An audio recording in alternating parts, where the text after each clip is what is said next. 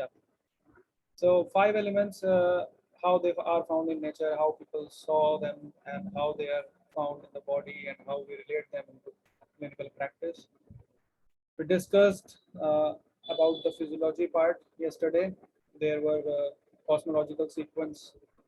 Okay, it was a cosmological sequence and the generating sequence and various other sequences. Okay, so today we'll be continuing from the pathological sequence. How does it affects the body, and how to look at it clinically. Okay, so I'm sharing my screen.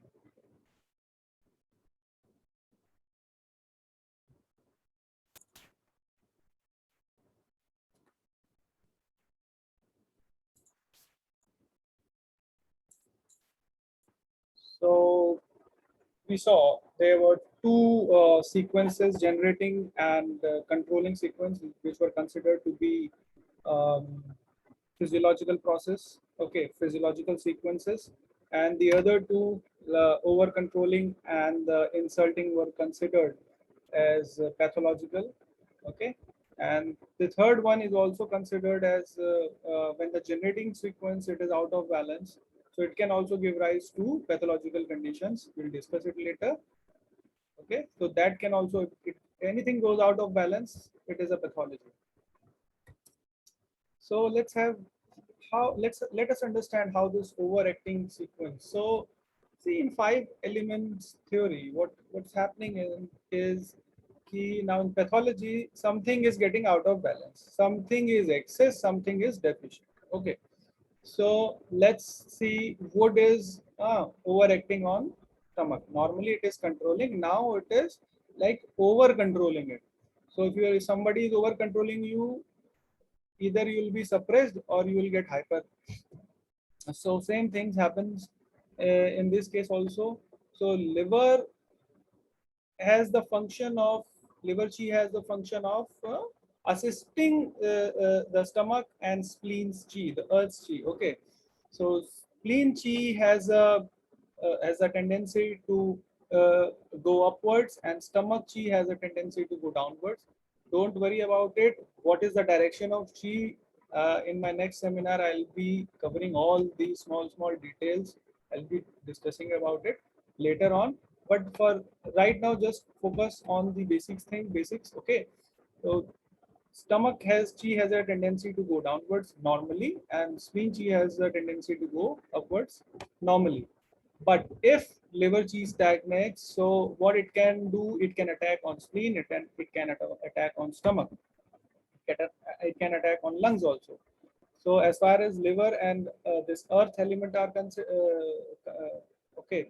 So what happens is the liver now hinders with that chi, okay, the function, the normal flowing of the chi of stomach and spleen. So in that case, the stomach chi goes in the reverse direction, and spleen chi also goes in the reverse direction. So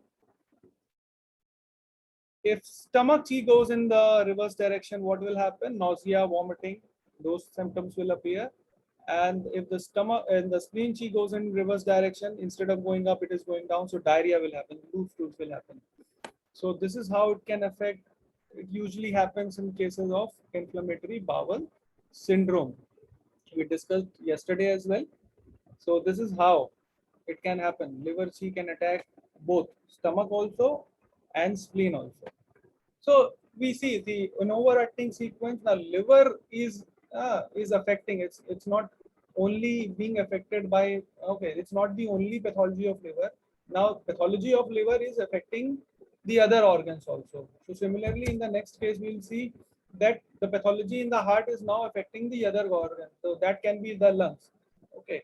So heart is heat. So how it can affect? So if the heat goes up too much, and how it can affect lungs, it can dry up the fluids, it can dry up the yin, so that can lead to lung yin deficiency, and then their symptoms will be visible. So if there is too much of heat in the heart is related to heat element. So if that heat goes beyond a certain level, it can dry up the lungs fluids.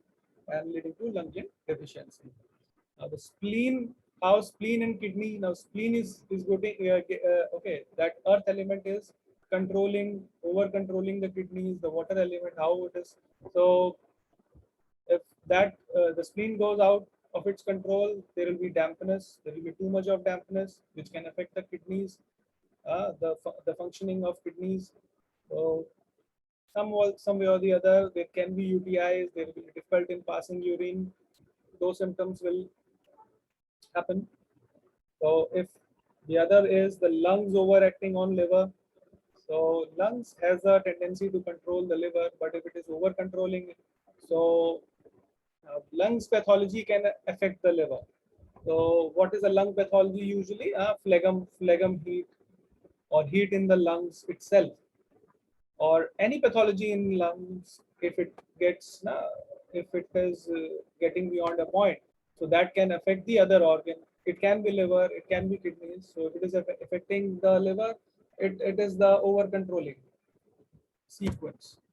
So this is the chart to understand what I discussed. So kidney, now kidney is having the action of controlling the heart. So if it is over controlling, what pathology can happen is kidney is too much, the water element is too much. So too much of edema is there. Okay, don't get confused by kidney's function.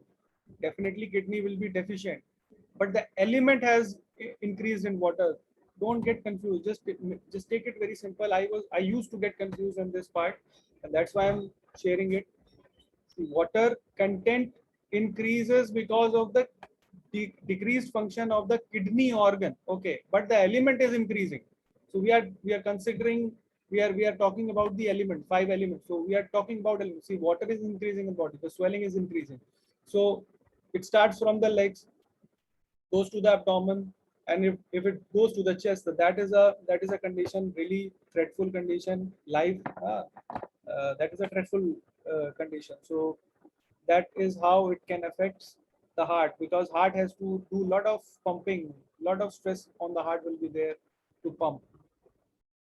So this is how the overacting sequence. Now it is just, now insulting sequence is absolutely just opposite to the overacting sequence. So in the past slides we saw lung pathology is affecting the liver. Now in this one, liver can affect the lungs also. So liver chi stagnates and it can attack on the lungs, and which can uh, create an asthma-like of condition. There will be breathlessness. Lungs chi has a tendency to go down, and if lung and the liver chi just stagnates and it attacks the lungs, it will hinder the pathway of the lungs chi. So the lungs chi will not be able to descend, and the symptoms will appear. So I'll be telling you each and every organ's functions in much detail later on, because this is not the right topic to discuss under. It's a huge topic to discuss. So don't worry about it. Those who don't know, I'll be covering each and everything, and I'll be telling you why each and every symptoms appears in a particular pathology. Okay. So you'll be able to visualize why certain things are happening. And let me tell you, I want to share one more thing, that if you understand a bit of physics, okay, if you understand that, if you don't understand, don't worry, I am very good at physics. I'll make you understand. But if you know that physics part, I call acupuncture as biophysics, because a lot of things are, lot of concepts of physics are happening. So once you know how the things are going on, you'll be able to figure out what exactly is happening. You'll be able to visualize yourself what exactly is happening in the patient's body. So that is one of the way how I look. Okay, I don't look at it at the 5 element way, or allopath or acupuncture. I look at a physics way. So this is my own way. And let me tell you, this is one of the best way to look at acupuncture. You will be able to visualize what is happening in the patient's body. And once you know what is happening, the points selection gets very easy. So now let's see. So liver has insulted lungs. Now let's see the next one. The heart insults the kidneys. So what can happen? The heart fire, it gets heated up too much and the fire goes to the kidneys. And again, the fire has a tendency to dry up the liquids. So kidney yin will get deficient, and the symptoms will appear accordingly.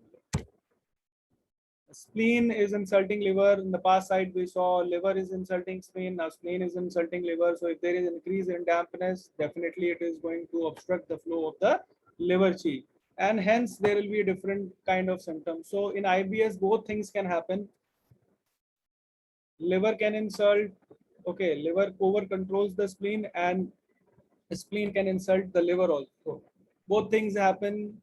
So the symptoms usually are like in IBS, the patient will say, if you ask the patient, he'll tell you that I used to get loose stools or semi stools very frequently, and sometimes what happens is my stool is very tight, and it's solid form, it's proper cylindrical tight also. So sometimes it is okay, sometimes it is bad, and sometimes my digestion is okay, sometimes there is bloating, sometimes my digestion is totally lost.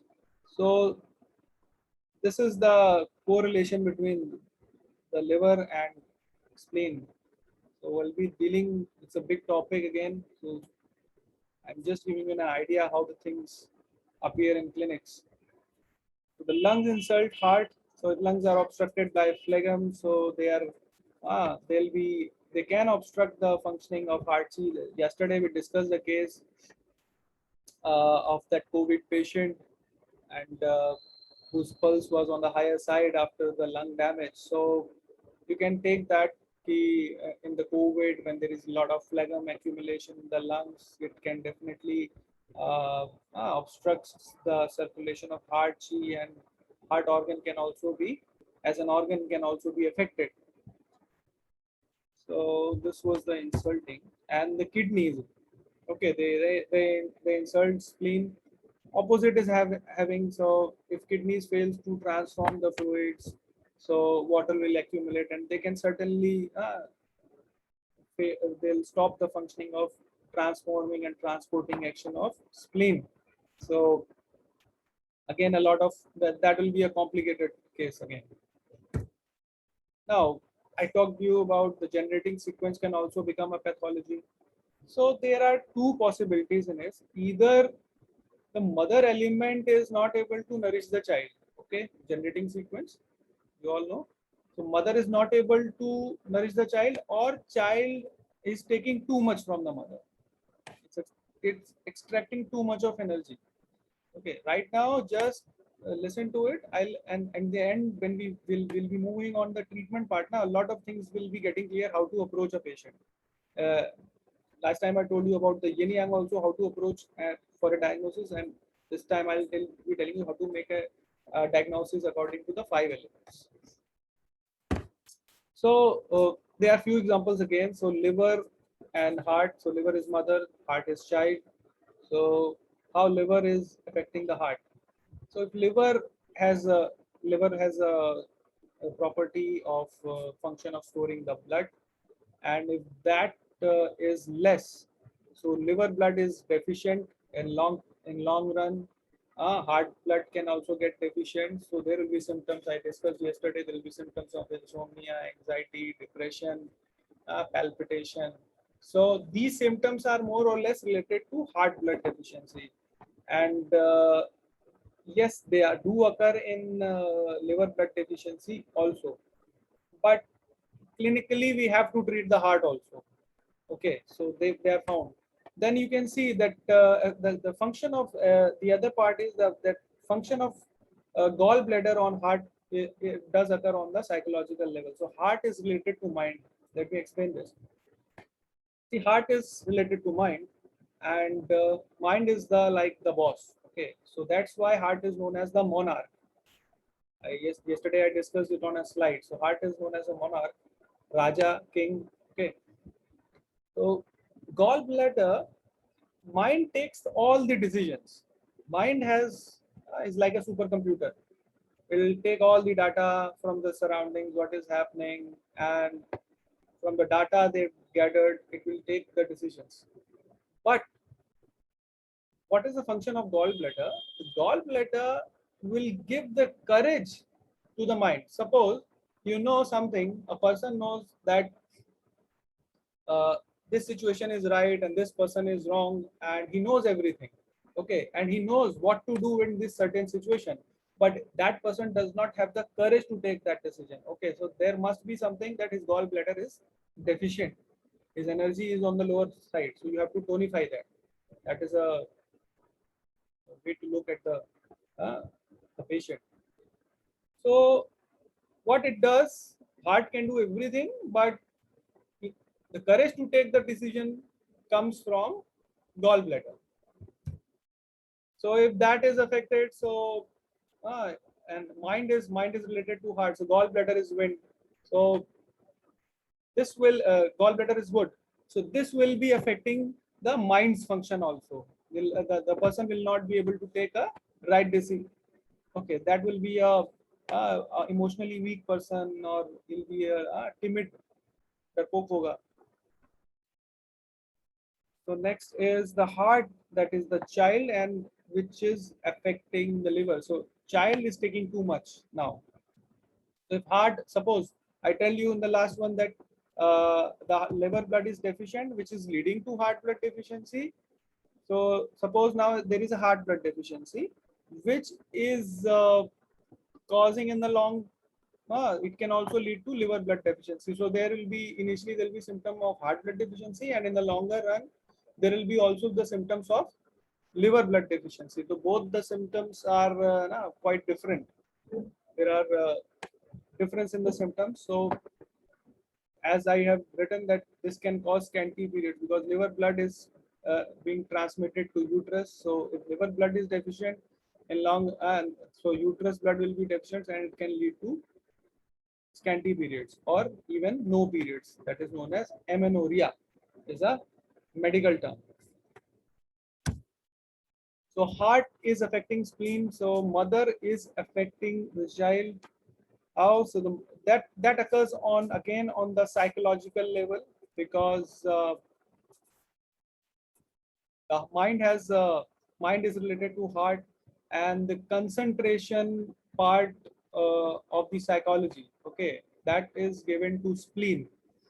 So if there is less amount of blood in the less amount of heart blood, so it can definitely the child will have certainly have a less concentration. I'm not saying that less concentration means there is heart blood deficiency, but that can be the case. On the physical level, if there is less fire, it can lead to spleen yang deficiency also. So fire, I told you yesterday, it is related to circulation. So circulation, if that is poor in a patient, that can lead to a poor circulation in spleen also.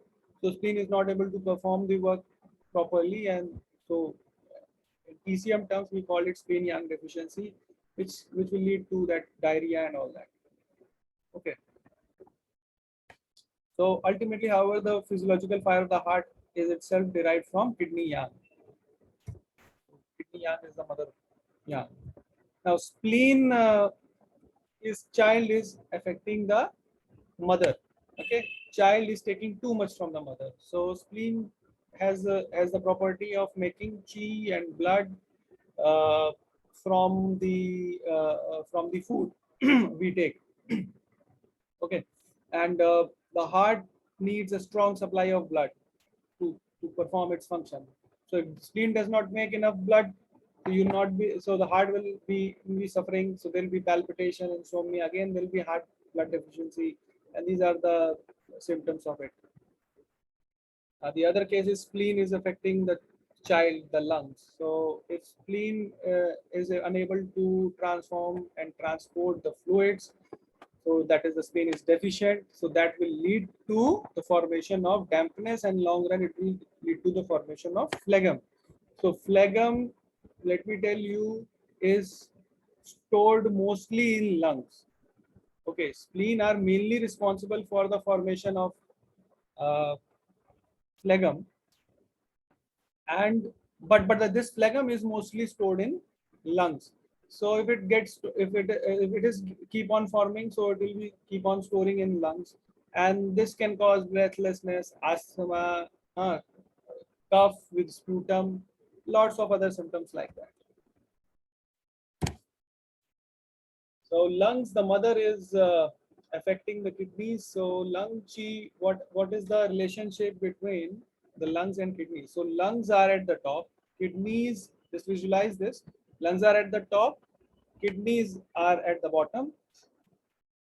So normally what happens, there is a cycle. I'll explain you what is the cycle. So during inhalation, one breath is composed of one inhalation and one exhalation. This is the process. So while you take the deep breath, so that is known as inhalation, and that is responsible. So kidneys are responsible for inhalation. So when you take the breath in, the kidneys are supposed to stop. They are supposed to receive the chi given by lungs, and if they are not able, they are not strong enough, or the lungs are not able to properly give it down to the kidneys. So kidneys will be affected. And if suppose if kidneys are not able to receive that chi, so lungs are strong and the kidneys are deficient, so that chi will remain in the upper part only, and that will cause suffocation kind of feeling, the breathlessness, asthma, and those kind of symptoms will appear. So the kidneys affecting lungs. If kidneys is deficient, you fail to hold down chi, and chi will rebel upward and obstruct the lung. This is what I have discussed.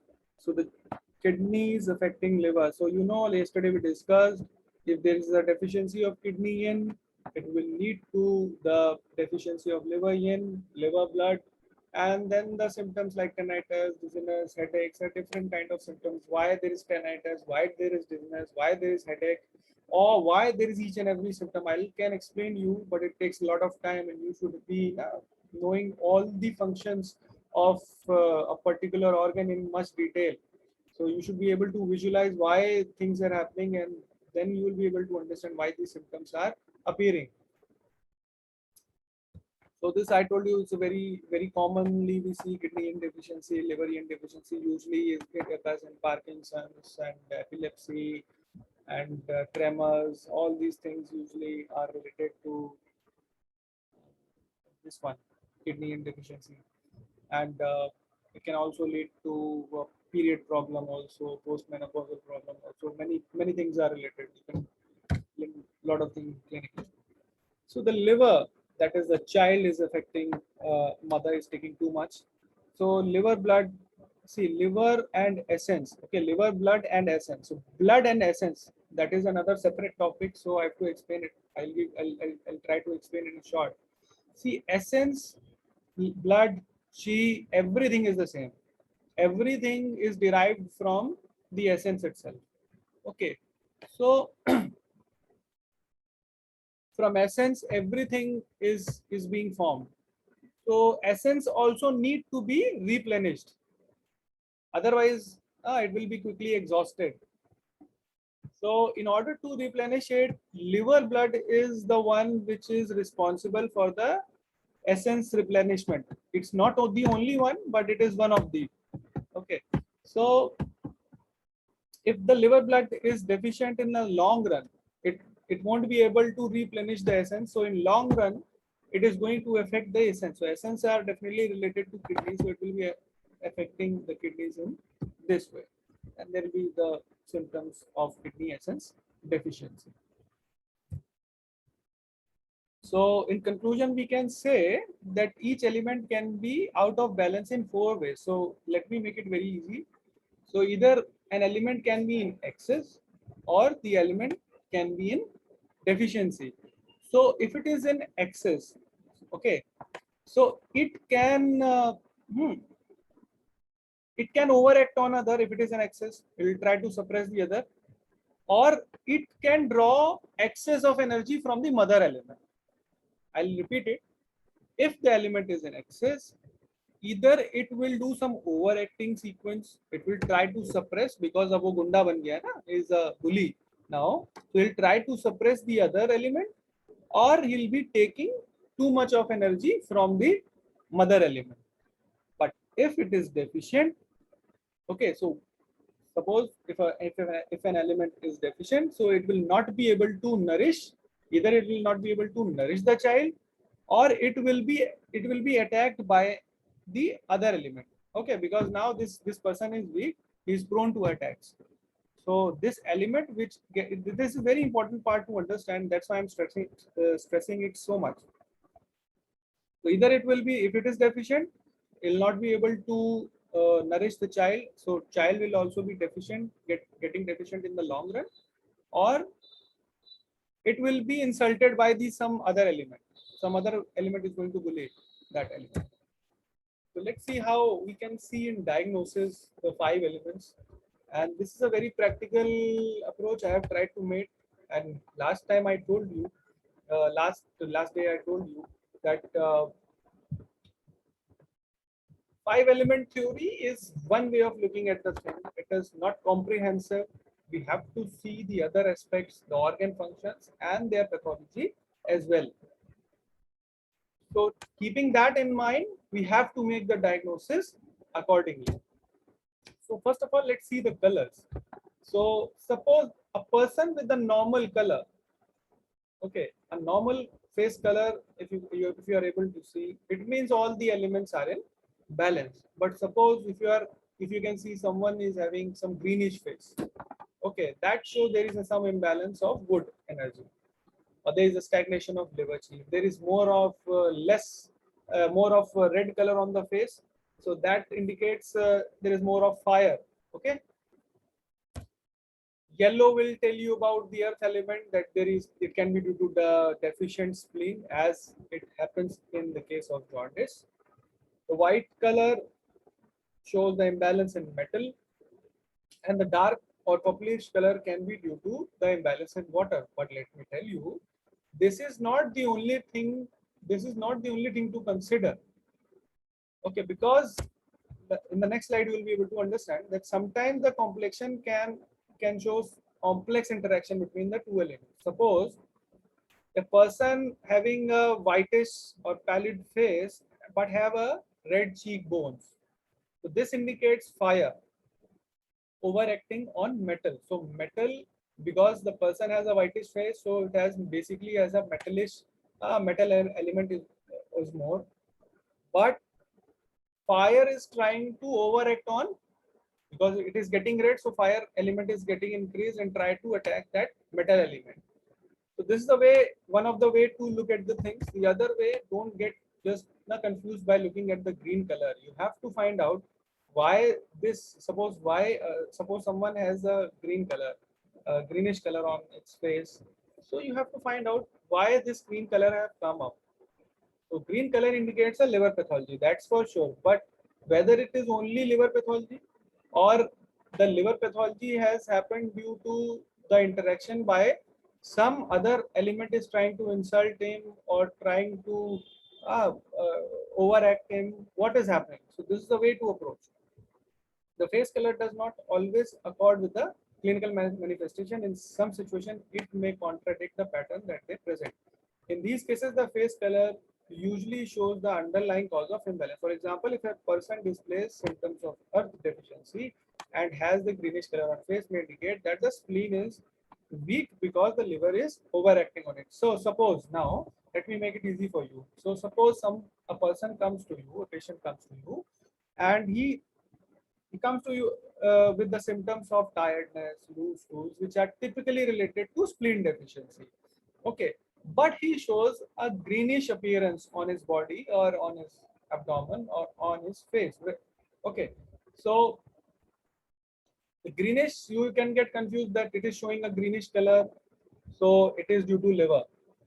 But the symptoms are due to the spleen imbalance, spleen deficiency. So how you are going to look at it? So this clearly shows that the symptoms which are appearing are due to spleen deficiency.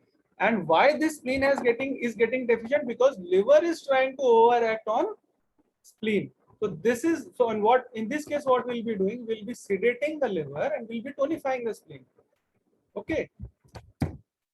Conversely, some patient may come with some good imbalance, such as the gallbladder stones, for instance, and having a yellow complexion. So in this case, the symptoms are more important again.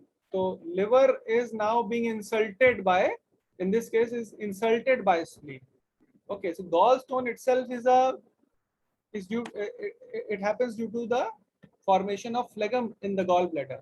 Okay, the phlegm formation occurs due to the formation, it occurs due to the deficiency of spleen. So that is a clear-cut case that liver is being affected by spleen.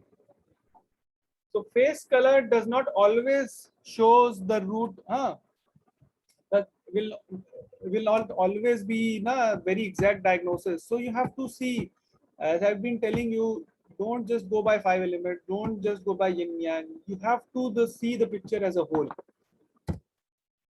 In interpreting and making decisions, deductions from the face colors, one must be very careful to take into account not only the 5 element theory, but also the other aspects of Chinese medicine. For example, a yellow complexion indicates an earth problem from the 5 element point of view, but can also indicate the retention of dampness. Yes, it is an earth problem, but there will be dampness. So dampness again comes from the earth problem. That is true. But let's read further.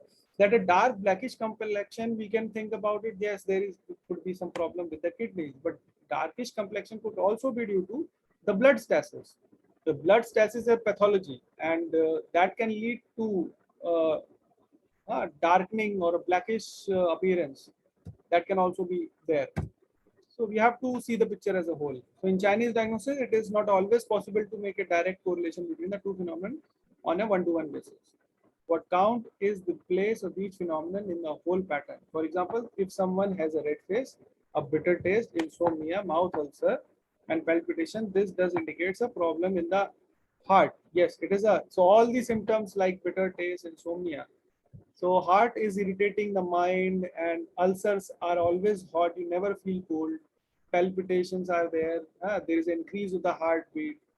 But a red face with a rapid breathing, yellow mucus, and a cough indicates a problem in the lungs. So don't just go by the appearance. This person is having a red face, so this is a heart pathology. As the symptoms changes, and that is why I've been saying every patient is unique of its own. You have to check the patients. If you really want to treat the patient, if you really want to help the patient from the root cause, you have to make a proper diagnosis of that particular patient. So I've told you today, see, asthma can have so many of patterns. Kidney is not able to receive the, kidney is not able to hold the chi. Suppose someone coming with the breathlessness to you, I'm not able to hold the breath and I'm feeling breathlessness. So one aspect is, so what could be the probable reason? Either it could be the lungs liver attacking the lungs. This could be one case. The other case could be lungs itself are weak, so they are not able to send the chi to the kidneys. This is the second. Third, it could be the lungs are proper. Okay, lungs are, they are strong enough, but kidneys itself are not able to hold. So kidneys are weak. They are not able to hold the chi given by the lungs. Or there is the spleen is getting deficient, which is leading to the formation of phlegm. So phlegm is getting accumulated in the lungs, and that is causing, that is inhibiting with the lungs function of oxygenation of blood. So many patterns are involved in a single symptom of breathlessness. So you have to check the other symptoms as well. What the other symptoms, it's not only the breathlessness, you have to check the other symptoms, which pattern it is coming from, and then you will be able to treat the patient in a proper way from the root cause. So that was about the color. Similarly, the sounds, and all of you are aware of it, that a loud a person who shouts in anger is related to what, the person who laughs a lot is related to heart.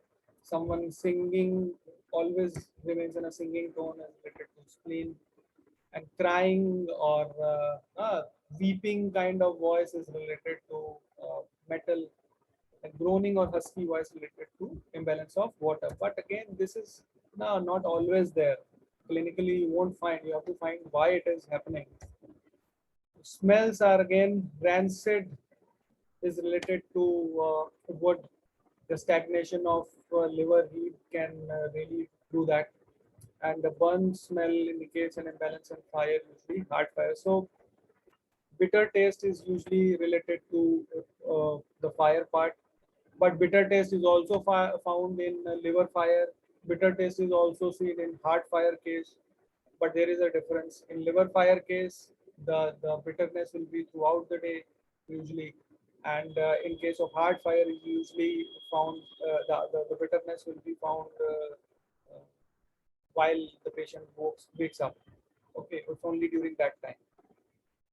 So that is how we need to proceed to make a diagnosis. But all the patient won't show the bitterness symptom. Okay, even they have the heart fire or liver fire, but all the patients are not going to show you all of the symptoms. Few symptoms will be there. So you have to check the tongue also. So fragrant sweetish smell is often associated with the spleen. You know this rotten related to metal. So smell too sometimes do not correspond to this rather rigid system. So leathery kind of smell is indicative of damp heat, or fishy is related to damp cold. So if you are having that kind of smell, doesn't mean that it's related to a particular element. Again, you have to see the picture as a whole. So this why I've been saying it again and again, because when I was studying this theory, I was too much confused about it, how to approach. So I faced a lot of struggle. I don't want you to face that much of struggle. So emotions again, you know, anger is the emotion of what, joy is for heart, pensiveness, overprotection, or over concentration. You keep on thinking about a thing, and that is related to earth. So that happens while overstudying, and this is again I have seen those patients. Those are intellectuals like doctors, engineers, IT professionals. They keep on thinking. Teachers, they keep on thinking too much, and IBS is very common in these intellectual peoples. Okay, they keep on thinking. So grief and sorrow, they are related to metal, and in practice, there is a direct and common relationship between these emotions and the state of lungs. As lung chi is very easily affected, because you know this fear is again related to water. Why? You must have heard ki in when a patient is in fear or a person is fear, usually the urine just pass out. Okay, so that is why it is related to fear. So if someone's kidney is weak, or in prolonged fear, the kidneys can get affected. So tastes are also the similar way. This is not a very rigid thing always. All the sense, all the taste, smell, color, there are, you know, should not be very rigid about them. So wood is related to sour, fire to bitter, earth to sweet, metal to pungent, and water to salty.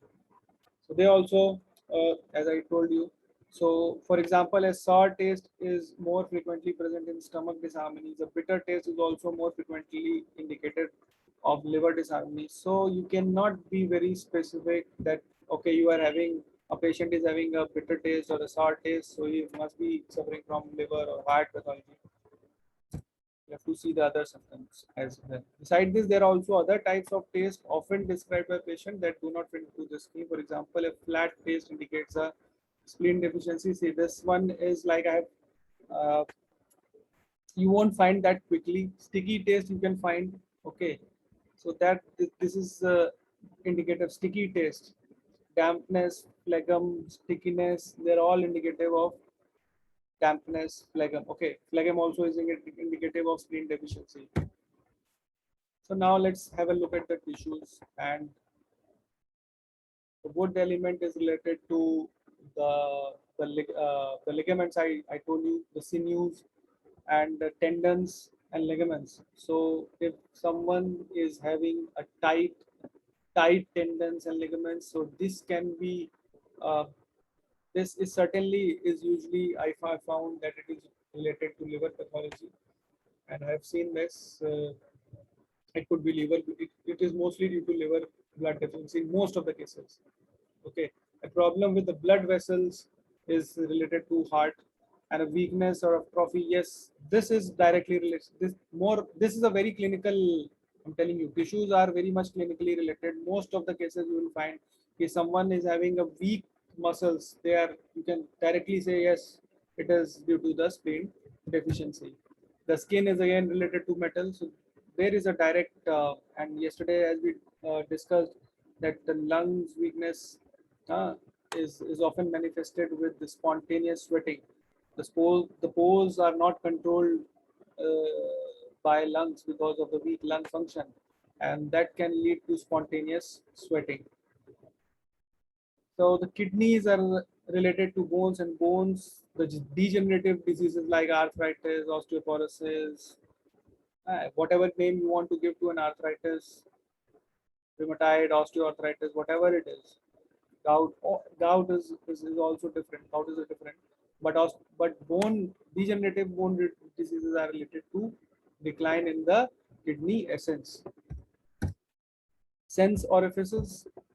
So blood vision usually is due to the liver deficiency. So as all of you know, liver are related to eyes, but again, it is not the only thing. Okay, I told you, many of the eye problems are related to kidneys also and the other organs as well.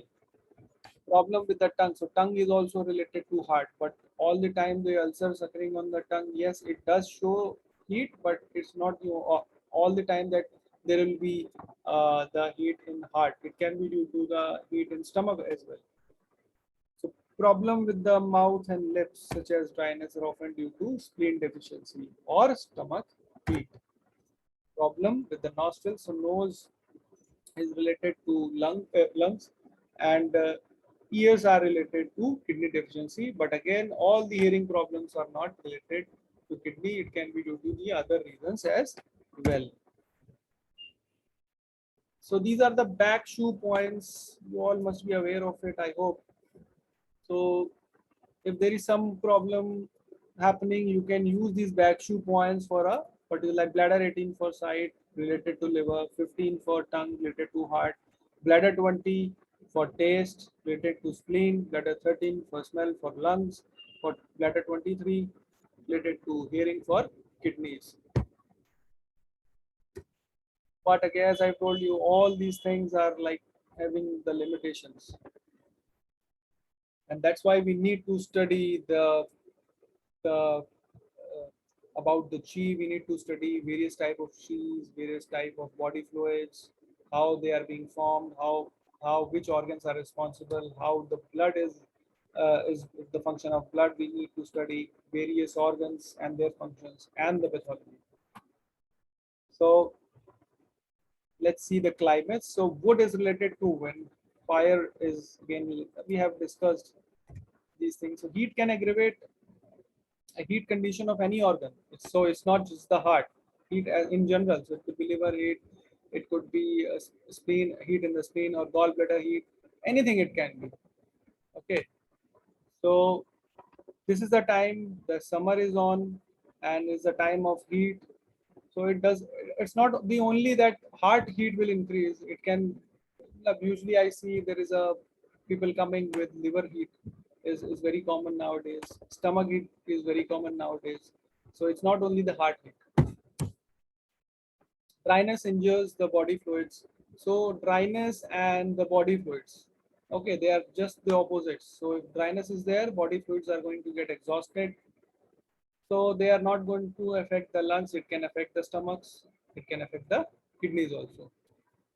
Coldness, again, it can affect the stomach, spleen. It can affect the uterus also, not just the kidneys, even intestine. So if someone is having sudden abdominal pain, so if she is a lady, then it could be in the uterus. It could be in the intestine also.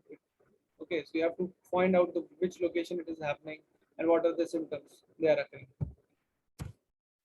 So 5 elements in acupuncture, and we'll be continuing with the treatment part. So treatment, this is a very important part to approach how to make a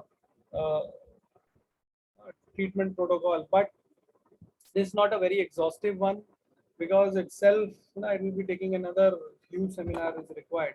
I'm trying to compile the things just to give you an idea, because without knowing the proper diagnosis and proper functions of each and every organ and about the chi and blood, it's not well, you will not be able to catch. Again, it will be a mugging up. I don't want you to mug up. I want you to understand the concept. So at this point of time, I'll be giving you a brief idea how to approach. So there are two ways to make a treatment. So as we have studied, there are various sequences, and the other, the 5 transporting points. Okay. So if you are seeing it according to the various sequences, so we have to see what kind of sequences are involved, whether it's a generating, controlling, overacting, insulting, or cosmological sequence. So let's say if there is a wood harmony, and one must consider that whether the wood harmony is due to itself. Okay, this is how to approach. Whether it's only the wood disharmony, whether it's only the liver is affected, let's say, or it is affected by some other element, second, and the third is whether that liver is affecting any other element. Okay, so these three things must be kept in mind. So suppose if liver is deficient, let's see this case. If liver is deficient, so why is it is deficient? So if it is alone deficient, what are the symptoms? You will come to know through the symptoms. Whether alone it is deficient or it is deficient due to deficient kidneys. Okay, because kidneys are deficient and that why liver is deficient. Or lungs are tried to overact on liver. It is lungs are tried to suppress, so there will be some symptoms of lung pathology also. You have to consider that. Or the heart is drawing too much of the energy from the liver. That is why liver is getting deficient. Or the spleen is insulting the liver. So how would you come to know about this? You can only come to know about it through the symptoms. Patient is not going to tell you, sir, I'm suffering from liver attacking lungs, or lungs are attacking my liver. Patient is not going to tell you. He'll be telling you the symptoms. And each and every organ has a particular symptom in a particular pathology. So through those symptoms, you have to make a clear picture. So this is a one way of looking at the things. Or if it is an excess, so when the liver is in excess, so whether it is, if it is in excess, so whether it is affecting other organs or not, or if it is controlling or acting on the other organs. So why it is doing it? So whether it is due to deficient spleen, okay, or it is causing the deficiency spleen, or the kidneys or the liver is why liver is getting excess, or it is taking too much of energy from the kidneys. Okay, and similarly with the lungs, that lungs are unable to control, as the lungs are weak, so they are not able to control liver anymore. This could also be the condition that all of these things are present. Okay, all of these things. See, liver is excess, spleen is deficient, kidney is deficient, lungs are deficient. That also we see in clinical practice, because acupuncture in our therapy, people don't come in the initial stage. They'll always come. To me, they always come at the as a last option. So at that time, the patient is like exhausted. Body is of lower. Is I have seen such patients, and it's not only between the two organs. It could be more than two organs also. So you have to see the things in every minute detail. In a chronic case, you have to see those things. So as far as 5 transporting points are concerned, you all know that if in case of deficiency, you need to tonify the mother, and tonify the mother, so child will be tonified. And in case of excess, you need to sedate the child. You know all these things, so I'm not going into detail, but I'll be going into detail later on. It's a big topic. So another way of making use of 5-element point in treatment is by using them to expel the pathogenic factors. So as you know, there are different pathogenic factors: cold, heat, humidity, dryness. So what you can do, you can find out which meridian is affected or which organ is affected, and you can take that meridian and you can put the particular, suppose if you are affected by wind cold, so or you are affected by heat, suppose, so you can take the heat point of that meridian and put the needle there, or you put the magnet to try to sedate it, so you will get the results. This is a one way, another way of dealing with the external pathology factor, but this is not exhaustive. I'm telling you, just by one needle you can get result, but this is not exhaustive. I'm trying to give you a short idea that how different, what are the different way to look at the treatment options. Now the last, so in China what happens is, and I'm not going into much detail, again a short, that in China, uh, as we have Ayurveda in India, they have their own Chinese herbal and diet therapy. So I'll give you just an idea about it. I'm not going into much detail. That is a separate topic itself. But yes, if it is combined, if you can combine Ayurveda with acupuncture, very good, awesome results are there. Or I would say I'm very much in favor of diet, because in my experience, 90% of the patient can be treated by diet and acupuncture. You don't need any medicine, even Ayurvedic medicine. They are required only in 10% of the cases if you are having a good and exhaustive knowledge about the patient's problem, what's going on, and which food is doing which work. Okay, so that is a itself is a big topic. But if you have that idea, there is no need of any medicine. Acupuncture and diet are more than enough. But I'm not saying that if you don't go for any medicine. I'm not saying that.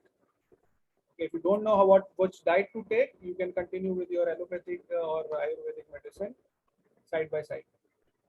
So, each food and herb also have they have their own intrinsic properties, like the elements have their own intrinsic properties, and they have a particular kind of properties related to a particular element, and they are given in a particular situation or particular patient. You have to prescribe particular food or particular herb, as we see in Ayurveda also.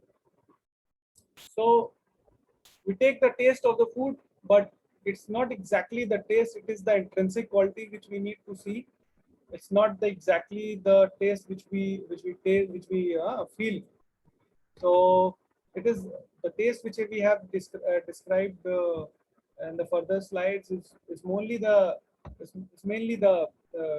inherent quality, the intrinsic quality of that particular food or herb. So salt taste uh, generates fluids and yin, and it is astringent and can control perspiration and diarrhea, because it can control. The bitter taste clears heat, sedates and hardens, clears damp heat, and it subdues rebellious chi. I know it's a bit tough to understand, but just to give you an idea, so I'm just trying to give you an idea how the taste is particularly related to a particular element, and how it is uh, applied into the practice. So the sweet taste, it has so sweet, you can remember like glucose. You need to take a lot of energy. You need to tonify. So you take glucose, or you take some sweet. You feel energetic. So this is how you can relate the things. The sweet taste tonifies, balances, and moderates. And it is used to tonify the deficiency of pain. The pungent taste scatters and used to expel pathogenic factors. So all the kadhas are like pungent. Okay, you can have an idea like, so the salty taste flows downwards, softens, hardens, and used to treat constipation and swelling, because salt is, you can relate it with uh, salt has a property of absorbing moisture. Okay, so there are ways to use this salty flavor different ways. So I'm just giving it as the constipation is related to deficiency in fluids, and swelling again is related to excess of moisture, excess of fluids. So that is how salt taste is related. So when food or herbs of a certain taste are consumed in excess, the taste will have a negative effect on the certain parts of the body. The salt taste goes to the nerves and in excess can upset liver. Yes, so it should be used sparingly if a person suffers from chronic pain. The bitter taste goes to the bones, and the excess of it should be avoided in bone diseases. So you can think about inflammatory diseases. So in bone diseases, it is mostly the inflammation, and if you are taking some spicy food, that will add heat to the inflammation, and they'll make the condition worse.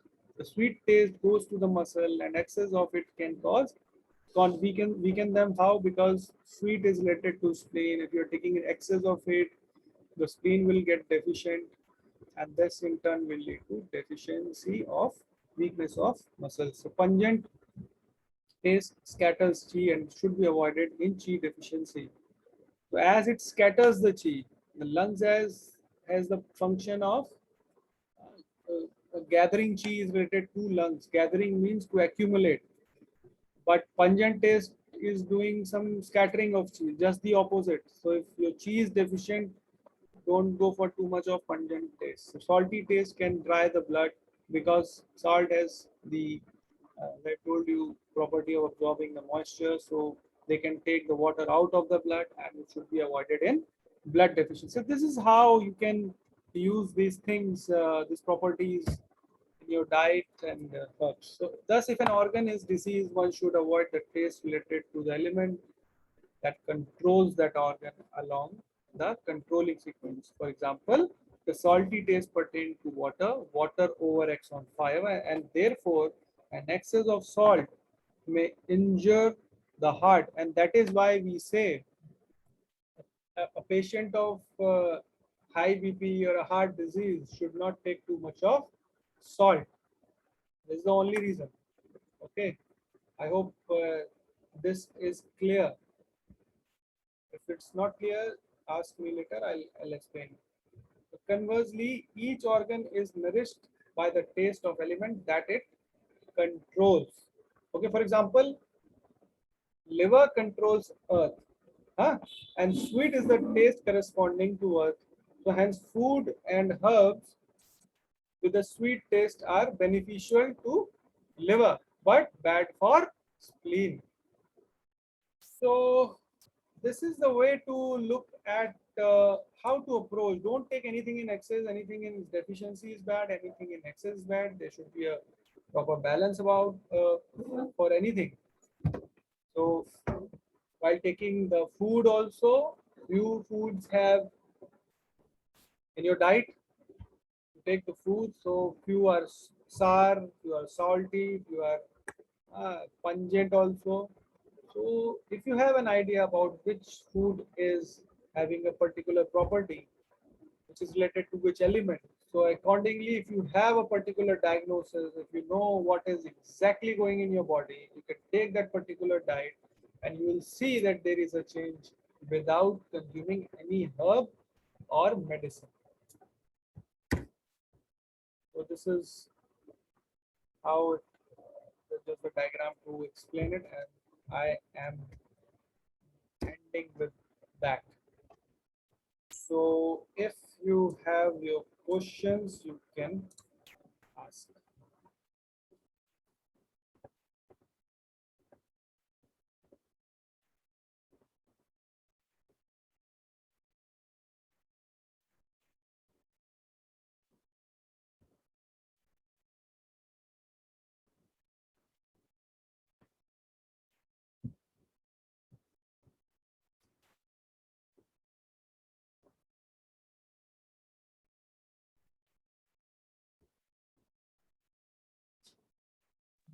Please continue. Satyabhama?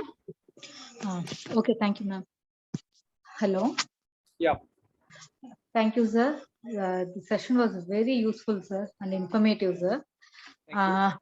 And the last session, what you took is that regarding the taste, sir. That can we have another session in detail, sir? I'll try. That will be a big session itself. Okay, sir. And But in first of all, 20 let me tell you, I am planning to first of all cover all the basic things. Okay, so Yes, sir. my vision is to make the concept very clear so that you can make your own diagnosis and own point selection. Don't just mug up the points. That can be done by a software itself. So you are a Okay. doctor. So if you want to become a therapist, okay, you want to become a healer, you want to become an acupuncturist, really want to treat the patient from the root cause, and then I think that is the way patient will be getting attracted toward this therapy, and it has wonderful results if you are really treating it from the root cause. I'm telling you, people don't want to consume medicines. They are fed up of it, especially allopathic medicines. It is the problem is they don't have the equivalently strong the other option, and I can clearly see acupuncture as the other option. So my vision is that all of you who are studying in this all of you who are studying acupuncture, sujok or alternative therapies, please try to make your own diagnosis. Okay, that will help in long run. You don't need to mug up the things because every patient is unique. So right now I'm planning in this way. So I'll be taking more on the fundamentals first. Okay, sir. And one more question, sir. Yeah. Today I have covered most of the acupuncture portion, I think so, sir. In that sequences series, for example, if an organ is deficient, there may be two conditions. Maybe the mother element is deficient, or the child may be taking energy from the affected element. So in this condition, what hint can you give to diagnose if an organ is deficient? For example, if liver is deficient, it may be due to kidney deficiency, or heart may be drawing energy from liver. Yeah. Yeah. So Yes. in these two conditions, how to diagnose, sir? Can you give any hint like this, sir? Yeah, I can give From the you hint, but symptoms. again, those hints are depending on the symptoms. So suppose, Symptoms. Oh, yeah. okay. Again, this is what I want to make it clear. I'll give you an answer, but this is what I've been stressing on it again and again, that if you know the functions of all the organ, and if you know the pathology of each organ, okay, because in pathology you will be able to see each and every symptoms. You will be able to visualize it. I can show you how to visualize it. Okay, that is why I've been saying acupuncture is biophysics. How the chi is moving, how the things are happening, and in pathology what is happening. So particular set of symptoms are related to a particular problem, particular organ. So from that you will have an idea that, okay, these particular set, suppose if a person is coming with a back pain, okay, back pain, Okay. Okay, sir. frequent urination, or less amount of some problem with the periods if she is female, or less periods, amenorrhea, no periods, scanty periods. So those kinds of symptoms you can take it is from kidney deficiency. I'm just giving an idea, but why they are coming, you have to understand that. You have to read, you have to study about all the functions of kidney, liver, gallbladder.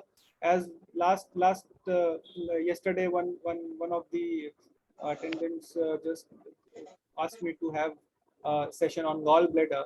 So it will be explained. I'll be explaining each and everything. So that is a vast topic. Acupuncture is not a small topic. If you think that you have covered in 5 element theory, no, you don't know. Then you need to cover a lot of the other topics as well. So this is one way to look at.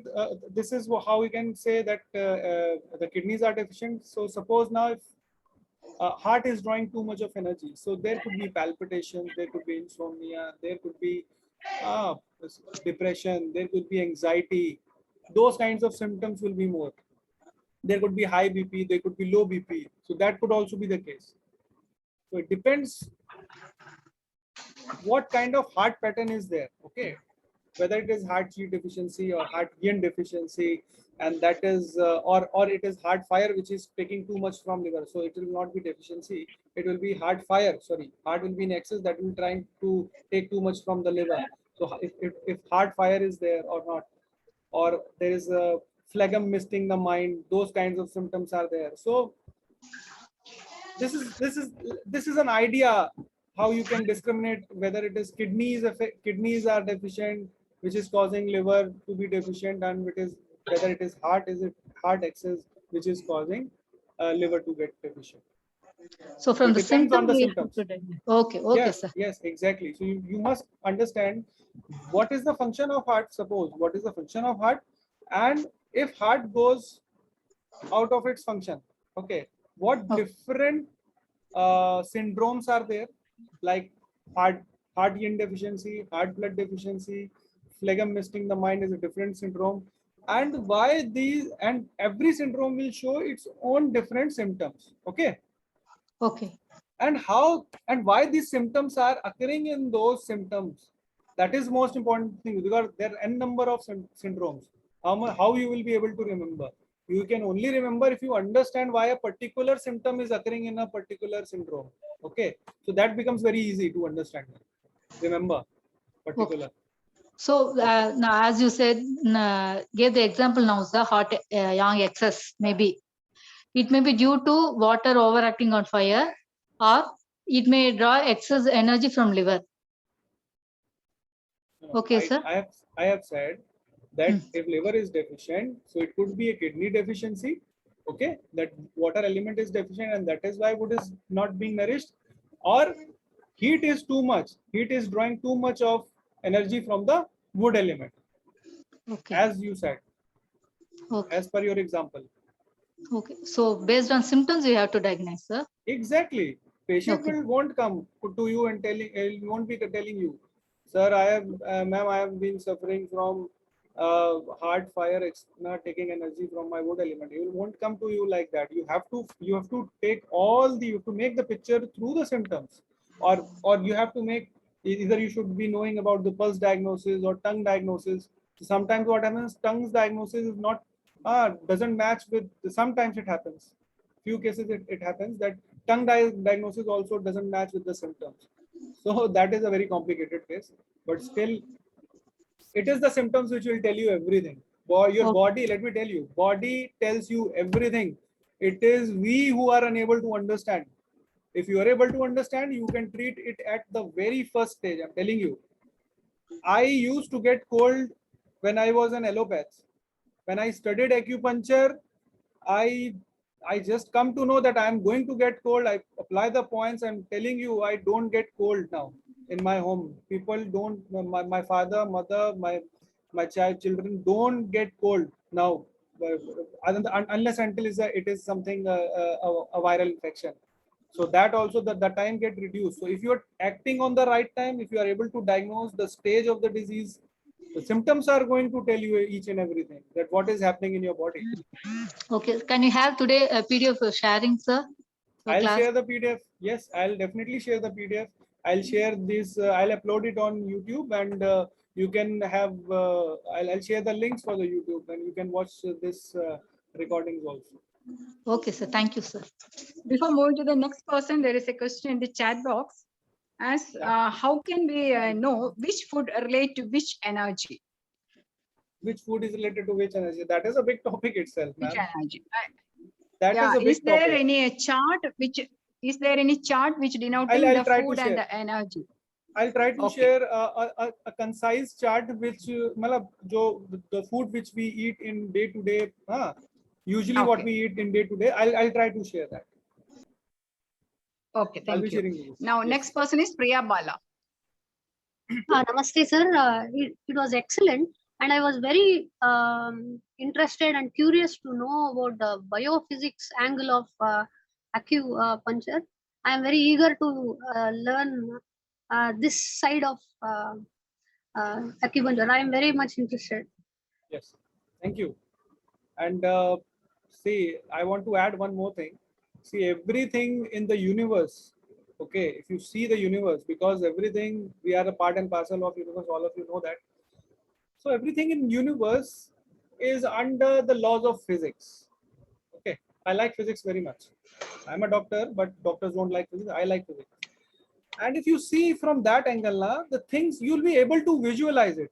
You won't be able to understand what is liver yang rising. Okay, I was not able to understand that. Let me tell you. And no allopath will be able to understand that. Even allopathy don't tell you about that. Allopathy is more concerned with the chemical part. Okay. Why allopathy has its own importance. I'm not neglecting it, but most of the cases can be treated by acupuncture alone. Why? Because this biophysics part is very much practical. You can visualize the whole energy flow in the body through this model. I'm not going to teach something out of the box. Okay, I'll just be sharing you all the physics principles because I was able to see, I'm able to visualize now in a patient what is happening.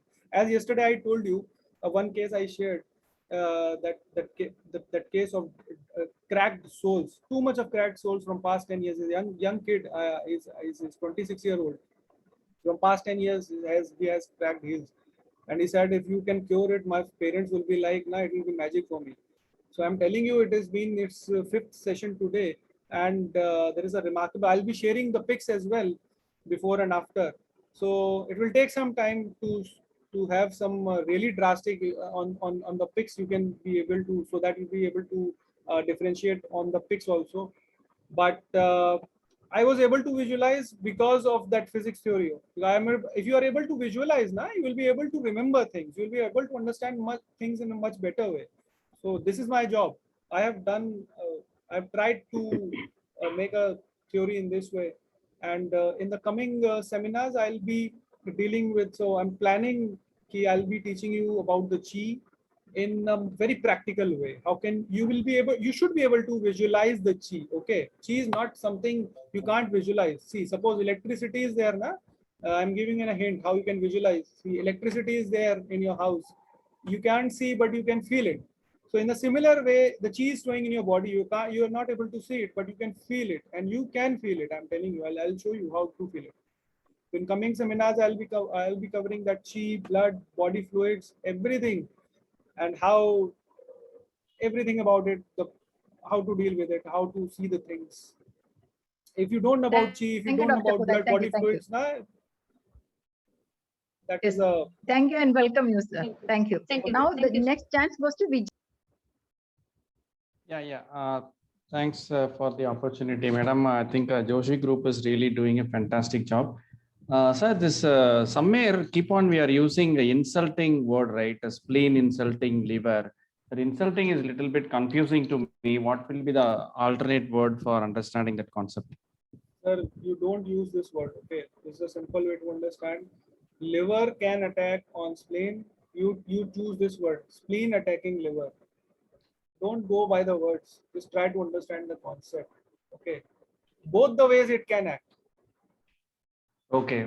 Don't go by just by the words. It's just a word. Insulting is just a way. I have to, or someone has to make something different. So there's just a way. There's a new term to it. So you can say liver attacking spleen, and if you are saying spleen attacking liver, so spleen attacking liver is insulting. So don't say insulting. You say spleen attacking liver.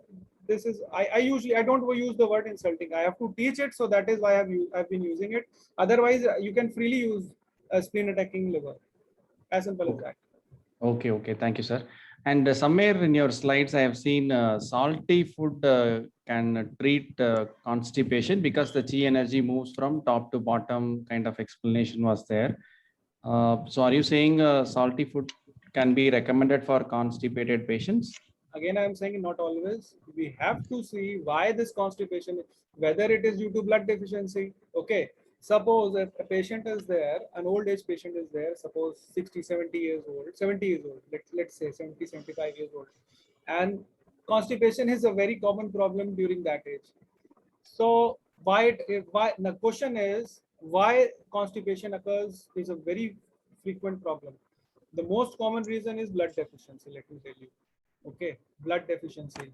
And the other slide, if you would have noticed, I have clearly written, if there is blood deficiency, don't use salt. So you cannot be very rigid about it. Again, you have to find the root cause why that particular problem is happening in your body. So if it is due to blood deficiency, don't take salt too much. It will dry up your blood.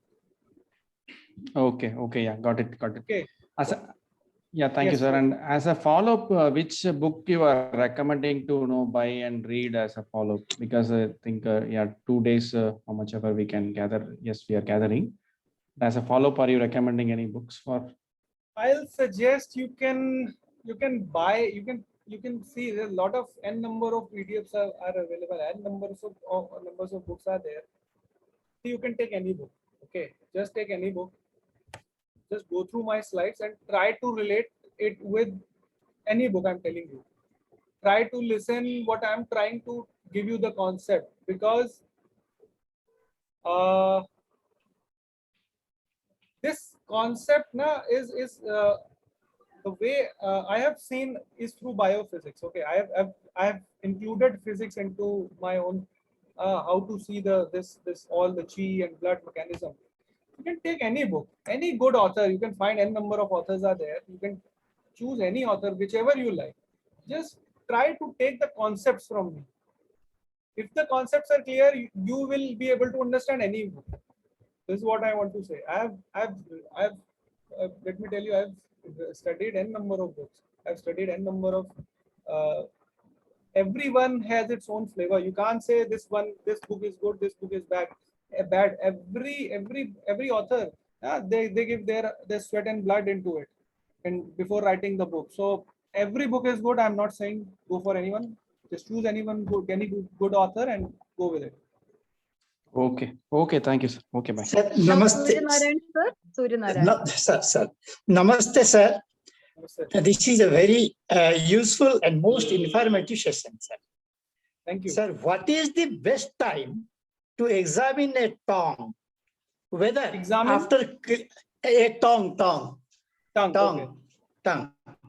Okay. Whether after cleaning the tongue or before cleaning the tongue in the morning.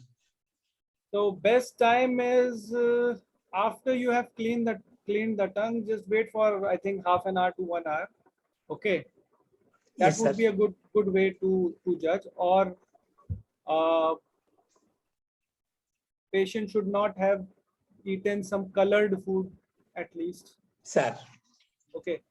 Sir. So if patient won't come to you immediately after cleaning the tongue. Okay. So that should Sir. not be the case. So yes, you have to wait for at least an hour.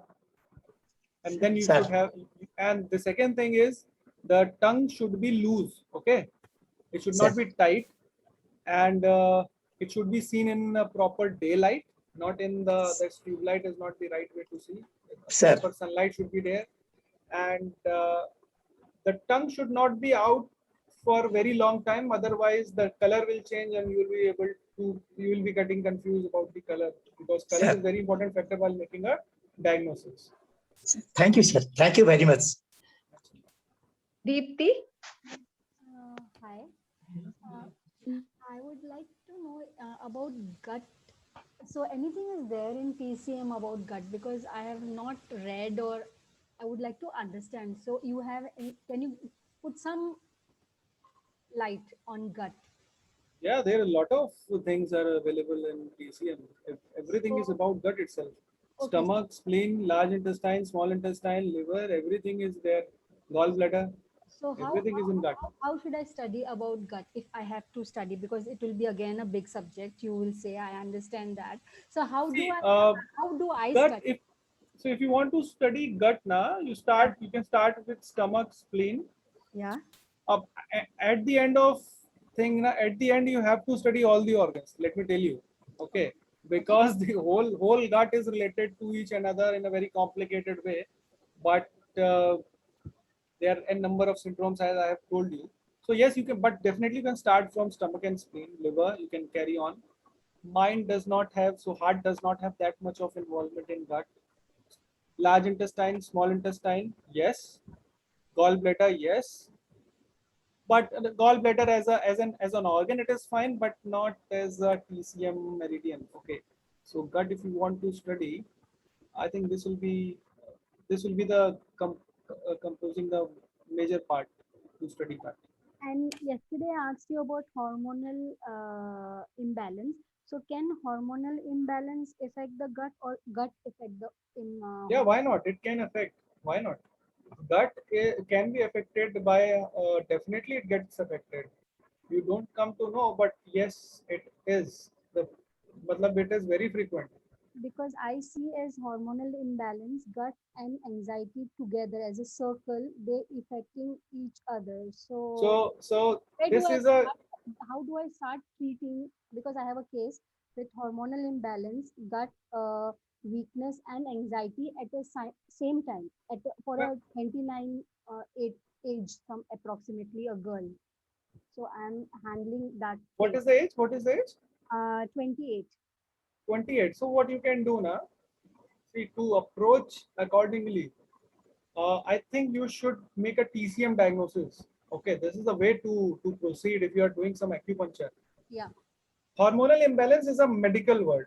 Earlier, people never knew about some hormones. Okay, Okay. they are hormones. They knew about kidney. They knew about, as far as TCM is concerned. So they don't know about that those hormones. Yes, but they knew about the energy. So whatever is the case, whether it is gallbladder stones or whether it's hormonal balance or it is gut problem, you have to make a proper TCM diagnosis. Okay.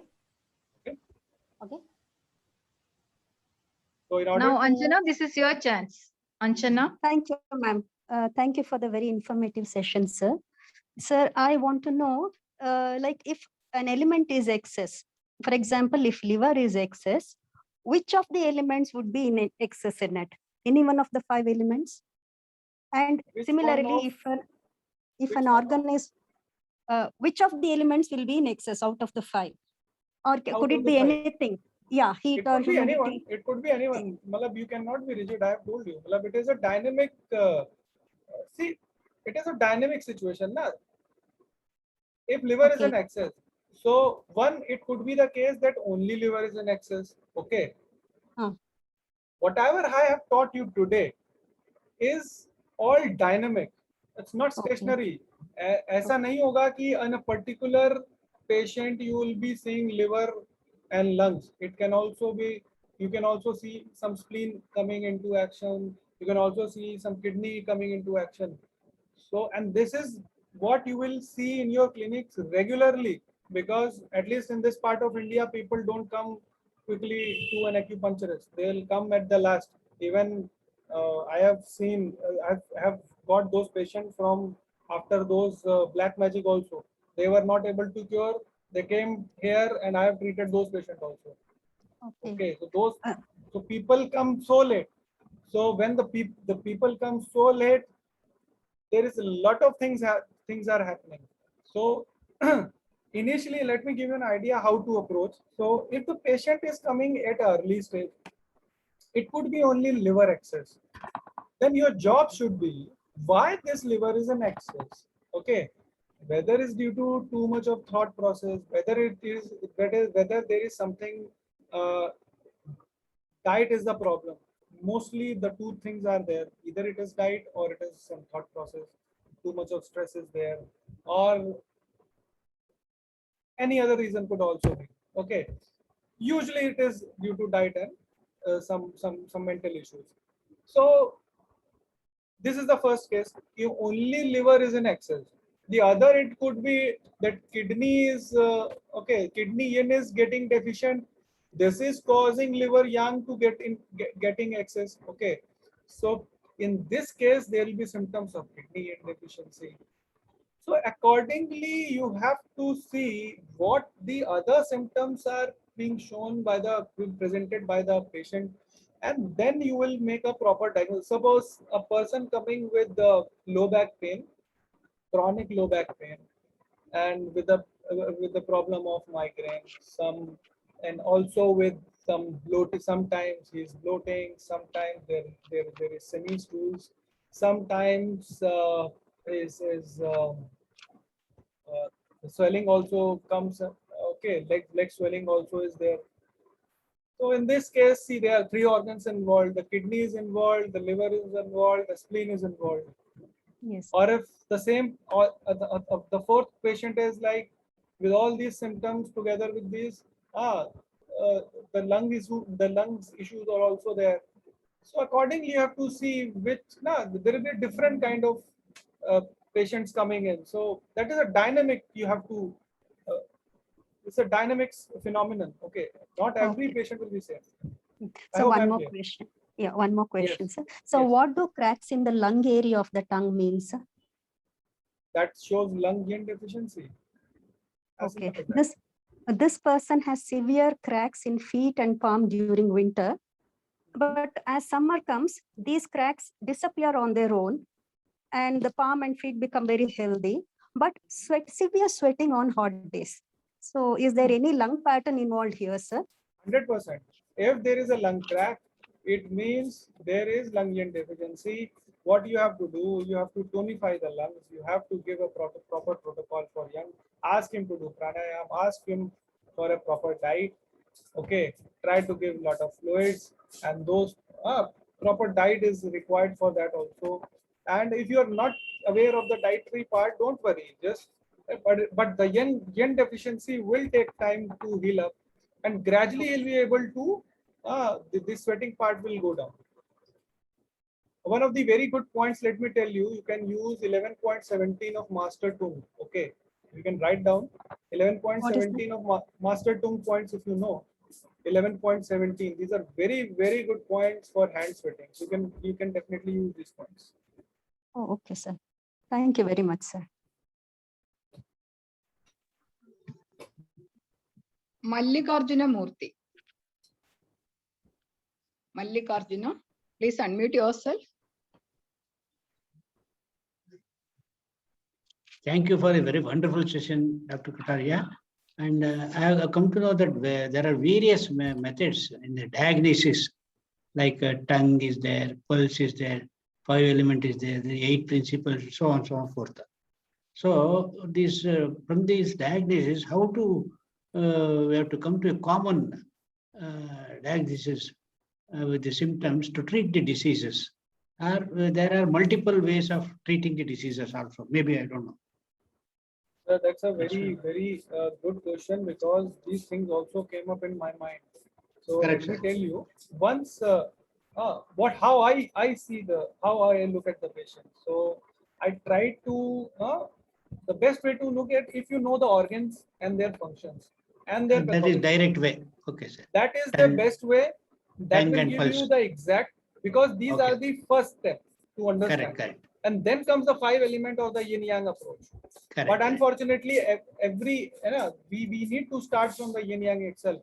See, 5 element theory, all the examples which I shared with you, they were like, if you know the patterns earlier, okay, then so suppose if you just have read all the functions, all the pathology, all the syndromes, and then go back again to this session or this 5 element theory, all the examples which I used, then you will be able to correlate each and everything. Okay, these examples were like a bit on the level when you know about all these what is lung fire, what is liver fire, what is liver chi stagnation, what is heart fire. So you should be aware of that. And then if you study this 5 element theory, that will be much more, you'll be able to take lots of things from that. But because the topic was clinical application, so I have to tell you all the clinical applications of it. That's why I shared all these things.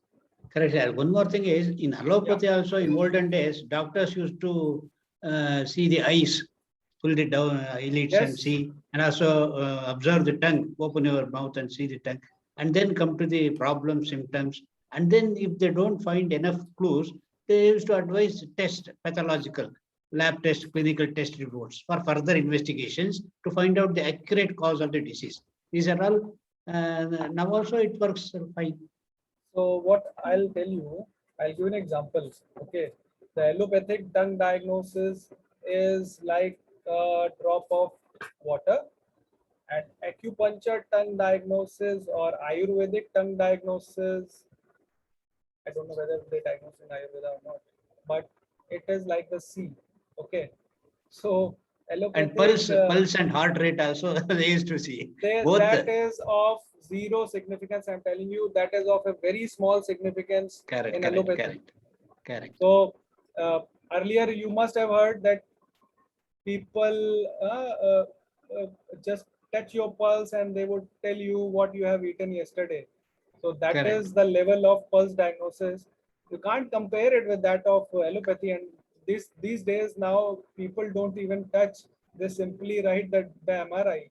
And unfortunately, as I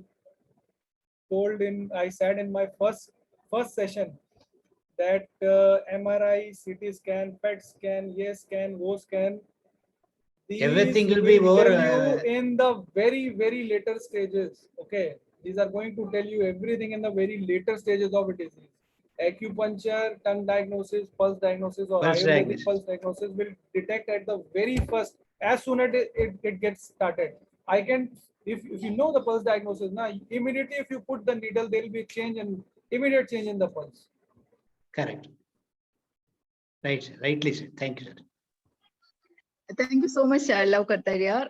You are spending your precious time for us, delivering this valuable knowledge to all the participants in Joshi's Kerala group. All the knowledge seekers are looking forward to the higher sessions from your side. And as well as we all are like that the holistic approach of your way of presentation. That should be very much appreciated. Anyway, thank you so much. And we are looking forward to your next sessions. Thank you all the participants. Thank you, Joshi sir, Shoma sir, and William Stanley sir. Thank you. Thank you everyone for having me on this platform. Thank you so much. Thank you all and good night all. Now you can unmute and say thanks to doctor. We will meet again soon. Thank you so much. Thank you so much. Thank you so much. Thank you so much, sir. Thank you so much. Thank you so much. Very informative. Thank you, sir. Thank you. Thank you, sir. Stay blessed, sir. Thank you, sir. Thank you, Dr. Have a Love. nice day, sir. Thank you. Thank you. Thank you, doctor. God bless you. Thank you, doctor. Thank you.